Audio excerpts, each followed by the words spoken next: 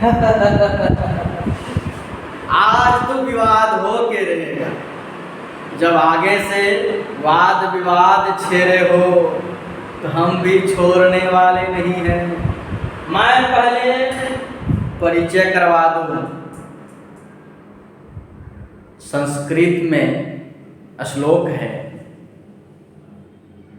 विद्या विवादाय धनं मदाय शक्ति परेशान परिपीडनाय खल्यस साधो विपरीत मेतर ज्ञानाय दानाय च रक्षणाय। इसका मतलब ये हुआ कि जब दुर्जन व्यक्ति को ज्ञान विद्या आती है तो वह विवाद खड़ा करता है। दुर्जन व्यक्ति को विद्या विवाद के लिए होती है, धन घमंड के लिए होता है और शक्ति दूसरों को पीड़ा देने के लिए होता है। बात समझे? जब दुर्जन व्यक्ति को विद्या आती है तो वह विवाद खड़ा करता है, सबसे विवाद करते रहेगा। और जब धन आता है तो घमंड में चूर हो जाता है, और जब शक्ति आती है तो सबको कष्ट पहुंचाता है। वही बात खल्यस साधो विपरीत मेतर ज्ञानाय दानाय च रक्षणाय। जबकि वही सज्जन आदमी को, सज्जन व्यक्ति को विद्या आती है तो वह ज्ञान के लिए, और धन आता है तो वह दान के लिए, और शक्ति आती है तो दूसरों की रक्षा करने के लिए। बात समझ रहे हो?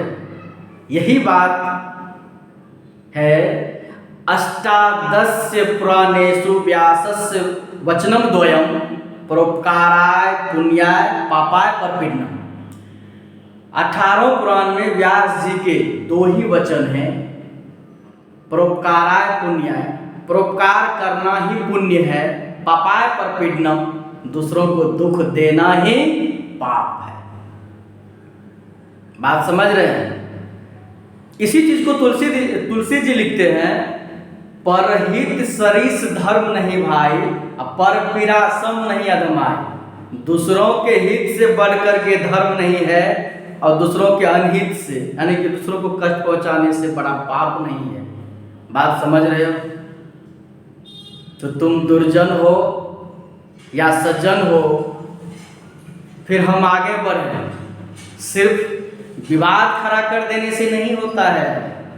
समझो तुम किस टॉपिक को लेके चल रहे हो, पहले ये तो क्लियर करो।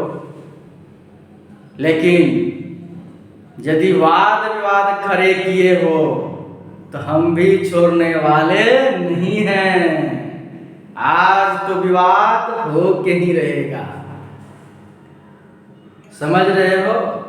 हाँ, संस्कृत में श्लोक है, सर्वे भवन्तु सुखिनः सर्वे सन्तु निरामयाः। इसका मतलब है सभी आदमी सुखी होवें, सभी रोग मुक्त होवें, मतलब निरोग होवें।